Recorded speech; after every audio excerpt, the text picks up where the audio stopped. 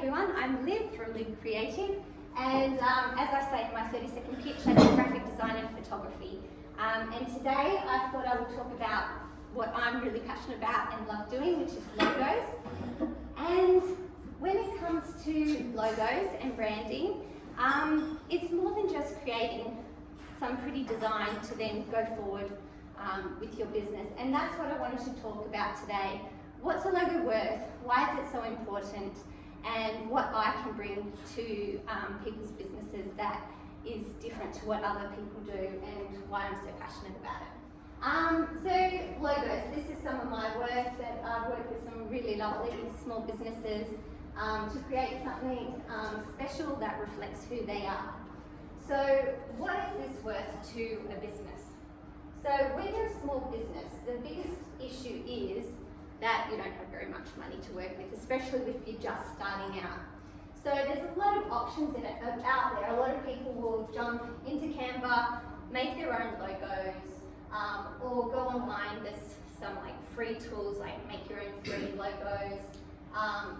You can jump onto Fiverr. You can get something for $6.80 on Fiverr. I will design a unique logo for you in 12 hours. You know, and there's a lot of cheap options out there or free options. So what's the downfall there? So if you have a creative mind, then maybe doing your own logo is a great way to start out. And I don't, you know, put that down, because a lot of people have zero money when they're starting a business, or it might start as a side hustle, and you really just need something to get started. But the most important thing is that you still need it to look okay. So that's something you need to consider, because even if you are just starting out, if you put something out there that does not look good, you're not going to get any progress in your business. And people will see you as someone who's just cheap, doing things themselves, and not serious about what they're doing. But if I meet someone who can't afford me, my biggest advice to them when they're starting out is just do it simply. Create something very, very simple that you can pop onto a business card or Facebook, so that you can get started. It looks clear, people can figure out what your business name is, and then you can start growing your business from there. I wanted to give a little example of a lovely small business that I met through networking business breakfast, and that's Tiang from Fresk. So Tiang's lovely, and I heard her 10-minute piece on the online Zoom, and I instantly connected with what her business was about. So she's a beautiful person. She's creating her own hand-created skincare, and she is passionate about helping women over 40 with their skin to feel beautiful, to feel confident in their own skin. And I loved her message. Now, I couldn't work with her straight away. She didn't have much of a budget. Their original logo was a DIY job, but her and her husband have an IT background. So they don't have that, they've got that technical skills, but they didn't have that creative edge. So the logo that they had was very, like a heavy sort of system font. They used a picture of her face there, but it was weirdly set and some yellow. But then on the website they were using a bright green. So the message was a little bit confused. And when I looked at this and I heard her story, to me it didn't connect. So she approached me one day and she said, "Oh, Lib, you know, I got this logo off a website. So I think she paid about $40 for this one." She said, "What do you think about it?" And I said, "Well, it's a lot better than your original DIY. It's got a nice modern kind of feel to it." But I said, "This is a little bit generic. It's not, to me when I look at it, it still doesn't speak about your business. And also when you're using a scripty font, you've got this R here, which is really difficult to figure out. Sometimes people will read it wrong. And when you have a unique name like Fresk, you don't want people to be confused, because that's what they're typing into Google, Fresk. They've got to be able to read that name and be able to find you. So if you've got a font like that you can't read, that could become a problem for your business. Also, because she got it online, this is all she got. She got it as like a PNG file, which is just a small raster file that's okay for web. She didn't have anything else, no other versions. There was no colour options, so there wasn't really much she could go forward with. And she had a lot of things she was working on. So she eventually, in talking to me, decided that she wanted to use me to create her own branding. So this is what I ended up creating with a lot of consultation, talking about what her business is, where she's going to use it. I've given her a few different colour options. I went with this eucalyptus green because a lot of her products use eucalyptus and natural Australian oils and things, so I wanted that to be reflected in the branding. And I've also got like the brown of the bush and the trees, and just different variations on white background or black only variations, so that she can use that across whatever she needs. And she's now gone forth and created a lot of different things. She's got consistent stuff on her socials. She's created this beautiful nurture box that she's now really deciding that that's going to be the main part of her business. Because, you know, like all of our businesses, it's changing and evolving. And thanks to getting proper branding, she can now evolve her business and really grow it, and it looks the part. And a perfect example of this is speaking to my friend who also knows Tian, and she said, oh, I had a friend I wanted to refer to for skincare. But when she saw the website, which had the old branding, she's like, I'm not sure, what is this? And then she showed her the new brand, and she said, oh no, she's just been rebranded, have a look. And immediately this person's like, oh yeah, that looks really good, I want to know a bit more about it. So it just proves how much a difference that visual branding can do to attracting more business. So what is it worth? My branding development is $1,200. And when I speak about, you know, if someone approaches me and wants a logo, I said, I can do a logo. You know, I've got a basic logo package. But what do you want? And most of the time, people aren't sure what they want or what they need. And that means they need a little bit of extra help and guidance. So in my branding development package, I start with initial consultation, which is sitting down and talking to you, figuring out a bit about your business. And I will give you a branding development ebook, which has a lot of information. If you're a startup, it's got helpful information about registering a business name and ABN, making sure you've saved your domain name, and checking that your name's available on social media.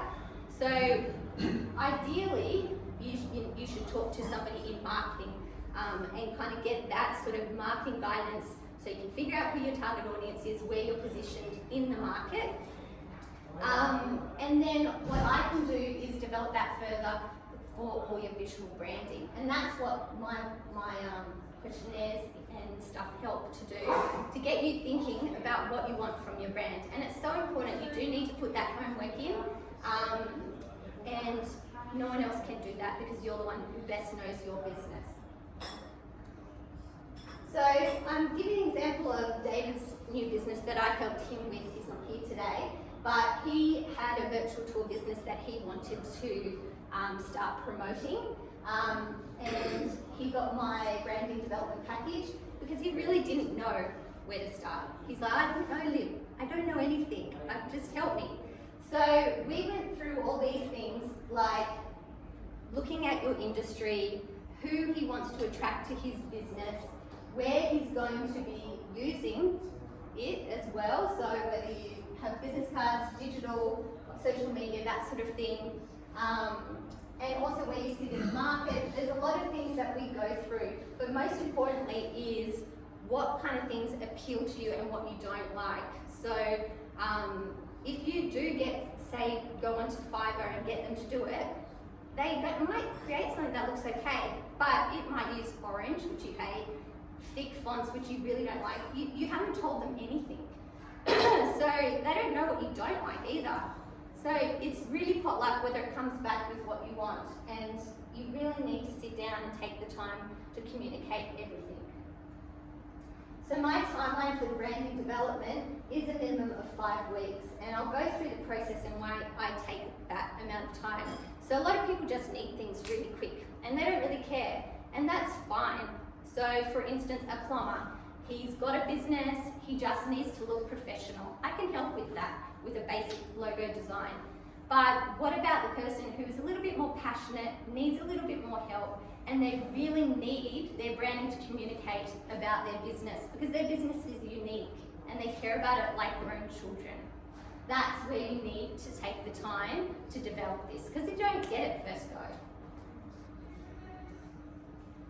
The first step I do after getting that questionnaire back and all your likes and dislikes is create a mood board. So this is kind of like giving a little snapshot about what I see when I think about their brand. So their colours, I give a few different options. So David really liked blue, so I gave a few different colour palettes of blue. So blue isn't just, oh, here's a blue. There's so many blues, you can't, just throw a blue in there. So there's a lot of different variations there. Some styles that related back to his business in my mind, and some different fonts. And he came back with a big thumbs up, so that process to the next step. Then I come up with 2 or 3 concepts, and they're usually very different. So I often will do the most obvious one straight away, and then I take a little bit of time to kind of challenge that. Think of a different way to do it, completely different fonts, a different colour palette. So you can see they're very quite different, and David kind of liked them all. So we have to kind of mix and match them all. So you get 2 rounds of revisions in the branding development package. So the first revision, he said that he liked this one, but he really wanted he wanted this little location marker in it. So I tried to combine them. And then he's like, that's not quite it. So he went back and he just said, there's something about this one, but with the, he wanted to kind of combine them again. So the second round, I combined this sort of design. I was like, I think I've got exactly what you want. And it was. So this nailed it on the second round. Once it's got the final tick of approval, I send all the files to you. So that isn't just a PNG of your logo in black and white. That is all the variations of colours, sizes for long ways or wide, all different things for web and print. And that's very important, because then if you're going to go get something printed off at Arthur's, then you need to make sure you've got the high-res CMYK versions of your logo. And so many people will send off the RGB web thing, and you can't do anything with that. You can't print a banner, you can't do a big sign. You have to make sure you have all the right logo variations, and it's very important. Very important thing. And then I give a guide so that my clients know what colours to use. So if they're setting up the website, they've gone to Fordata and they need some help, they can say, these are my hex codes. This is the font that we use. And here's the web files for you to use. So as you can see, it's quite an involved process for branding, and having a quick logo isn't always the answer. And if you want to really evolve your business, it's really important to figure out all that stuff that's going to attract your clients and bring more business to you, and I can help with that. So please follow me on Facebook and Instagram, and if you want more information, my branding website is branding.leadcreative.com.au.